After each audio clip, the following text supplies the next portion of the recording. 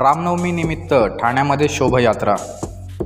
Zone 1 DCP Subhash Burse, ACP Priya Dhakane, senior PI Vasant Babar आणि Rabodi police स्टेशनचा संपूर्ण कर्मचारी रामनवमी शोभायात्रेसाठी कॅडबरी जंक्शन येथे उपस्थित होता।